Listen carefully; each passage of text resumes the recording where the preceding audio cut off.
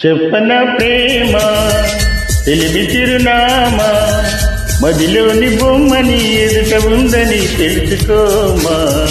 చెప్పన ప్రేమ తెలివి చిరునామా మదిలోని బొమ్మని ఎదుట ఉందని తెలుసుకోమా. మనసంతా నువ్వే మనసంతా నువ్వే మనసంతా నువ్వే నా మనసంతా నువ్వే.